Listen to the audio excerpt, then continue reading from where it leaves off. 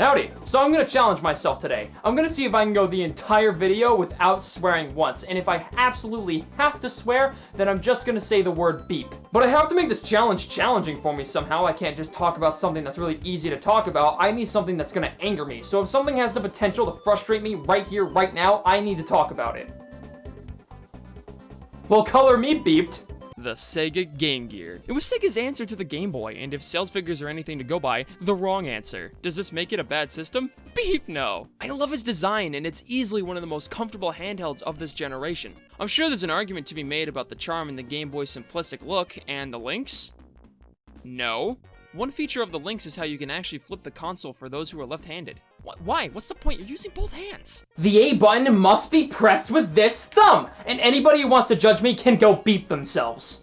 The original Game Boy's design is iconic, but this design is terrible. It's just too uncomfortable to play for long periods of time. The console itself just isn't wide enough for my hands to hold it properly. I often have to hold it in a weird way that blocks the speaker, and I don't want to do that. Plus, it didn't have a backlight. You have to angle the screen in a weird way just to play the games properly, and on top of that, they were in black and white. The Game Gear doesn't have any of these issues. It's actually really comfortable to hold, and the buttons are placed perfectly so my thumbs don't have to be gyrated in a weird way just to play it. Unfortunately, however, for all you Lynx enthusiasts, you can't flip it. Oh no. The Game Gear also came in a variety of different colors. I have the standard black, but there was also blue, yellow, and this really slick Coca-Cola variant that was only released in Japan. No! But by far, the best thing about the Game Gear was its backlit screen. See, the biggest problem with the Game Boy was if the power went out, then it was pretty much useless. Son of a beep. Power goes out while playing Game Gear? Yeah, no beeps given in this scenario. The screen, however, wasn't just backlit. It was also in color, and it's not that bad. I mean, you did get all this with the links, but it's the links. Who beeping cares? But all these features come at a price of $150. $150 doesn't sound like much, but then you have to factor in the cost of buying games for it and buying batteries, which the thing took 6 of, and it chews through them in 4 hours, my god.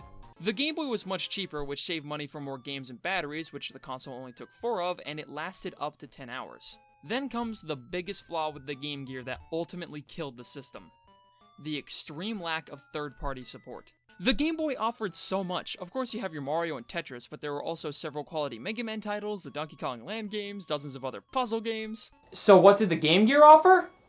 There's Chuck Rock 2. Okay, of course the Game Gear had more interesting games than that. There's obviously several Sonic titles, a decent Mega Man game that's a weird mix of 4 and 5, and a single Ninja Gaiden game. But this doesn't change the fact that the Game Gear's library just isn't all that appealing. Third parties didn't want to develop for the thing because the Game Boy was just that much more successful. There was more money to be made there. Now am I gonna take a look at the Mega Man and Ninja Gaiden games that I mentioned? Nope, I don't have access to those games, but I do have access to a lot of the Sonic stuff, and thankfully, the games that Sega put out are pretty beepin' solid. Like this one, Dr. Robotnik's Mean Bean Machine. This game is such a fun little time waster. The objective is to match 4 beans of the same color so you can drop these clear beans on your opponent. The more beans you match in a row, the more clear beans fall, ensuring your victory. It may be a reskin of Puyo Puyo, but it's a really good reskin. Now, the first Sonic game I ever played was Sonic 1, but not this Sonic 1, this Sonic 1. That little beep. Sonic 1's main problem is it doesn't really know what it wants to be. Greenhill gives the impression that this game isn't like other platformers. It's a speed-oriented game where you need to build up momentum to progress. However, these mechanics only truly shine in the first level. Most of the other levels never take full advantage of the momentum-based gameplay, resulting in a pretty average platformer. This is where 8-bit Sonic 1 succeeds. It knows exactly what it wants to be, and it executes what it wants to do quite well. The game delivers the speed while also having Mario-style platforming, which can allow for some exploration. In the original game, bonus stages were your only way of getting Chaos Emeralds, but here they're a little different. Bonus stages are simply a means of getting extra lives and continues here. So how do you get the Chaos Emeralds? Well, they're hidden away in the zones and you have to find them. I definitely prefer this to how emerald hunting is traditionally done. It's immensely more satisfying to find a Chaos Emerald and collect it over having to play a half-baked minigame just to get one. If you're going to play this, however, then try to invest in the Master System version. It's the exact same game, since the Game Gear is just fundamentally a souped-up portable Sega Master System. Now you tell me. I'll always have a soft spot for the Game Gear version, though. This is how I got into the series. So far, this challenge hasn't been that crazy difficult. I haven't really looked at anything that's gonna set me off yet. But we still have a few more games left to go, so let's see what we have next. I am so beeped. The question on everyone's mind right now is probably something along the lines of what is Sonic Labyrinth? Well, I actually have the answer to this age-old question. Just take everything fun about Sonic games and... Sonic's control is so stiff, he moves at a snail's pace, making controlling him an incredibly frustrating experience. You can spin dash, but I wouldn't recommend it because before you could at least control Sonic somewhat, you try to spin dash and he's just going all over the place and the screen crunch does not help with navigating these levels. Everything looks the same and it's hard to tell where you have and haven't been. The main goal is to find 3 keys scattered throughout the level and I found the first 2 on the ground. The last one was hidden inside of an enemy I had to kill. How do you kill the enemies in this game? You have to spin dash into them. Good luck because the control is so stiff and the screen crunch is so bad that you can barely see where you're going, and sometimes you even hit the enemy and then instead of you killing them, they hurt you!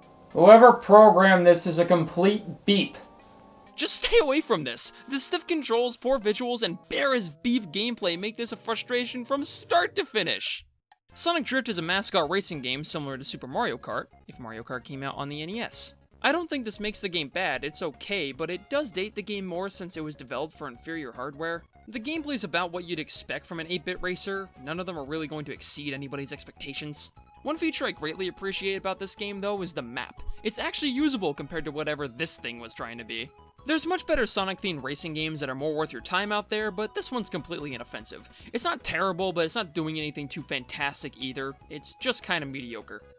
So after the release of Donkey Kong Country, Sega decided to try their hand at games made with pre-rendered graphics, with their first outing being Sonic 3D Blast.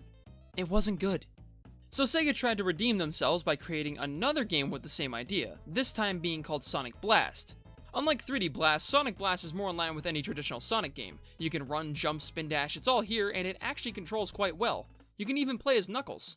Too bad this game's level design is god-awful! You can have some of the best controls of any game out there, but if you don't design interesting levels around those controls, then it doesn't matter.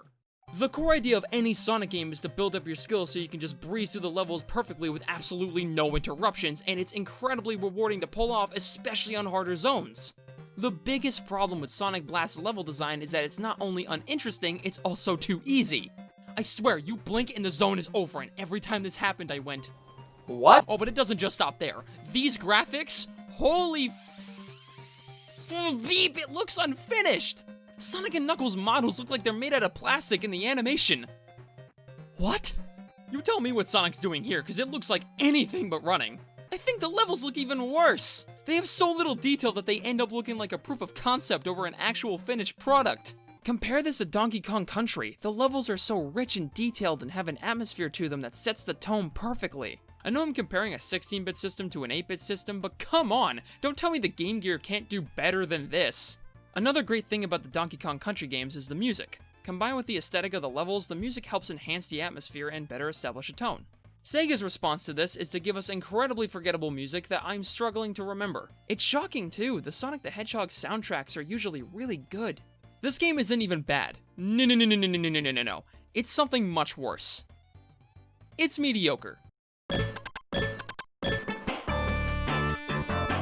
This game's weird, but also really good. The game looks great, and its soundtrack is definitely in my top 5, and the physics were just right. The Genesis version, that is. The Game Gear port is one of the few games that gets me to swear up a storm. It starts off strong. The title screen has a decent 8-bit rendition of the title music from the Genesis version, and this cutscene tells me that Tails does not care for the basic safety regulations when it comes down to flying a plane. Sonic's hair flowing in the wind, Tails' hair not doing anything for some beeping reason. Then you start playing, and it all goes to beep. The color choice for this first level really isn't all that great. The entire palette is so dark and depressing, it's just really unappealing to look at. The music got it even worse. Instead of just remixing the fun Genesis soundtrack, Sega passed up on that for far more generic music. I could forgive all of this if the gameplay was at the very least somewhat faithful to the Genesis game. Beep no! I have no idea where Sonic is gonna go when he hits the paddles. It feels like it's completely up in the air whether he's gonna go where I need him to or not. On top of that, there's a slight delay when you push the button and when something happens on screen. Doesn't sound too bad, but it becomes a matter of life and death in a game where split-second reaction time is required to progress. Sonic is also really tough to control here. You can steer him mid-air so you can aim for the paddles or bumpers and not die, but he barely moves, and if you start hitting the bumpers a good 90% of the time, you're just stuck there. You just have to kind of hope that Sonic gets flung in a direction that allows you to do something, anything to progress. It's weird though, Sonic when he's just walking around actually controls a little better than the Genesis counterpart. He's much smoother with his movements and his momentum feels so much better. I just wish the rest of the game played like this. I never expect a perfect one-to-one port from console games to handhelds, but is it unreasonable to expect something better? I don't care about the graphics and sound as long as the game is fun to play. The issue here is that Sonic Spinball on the Game Gear is not fun to play. You're better off playing the Genesis original. I did it. I went through almost the entire video without swearing once.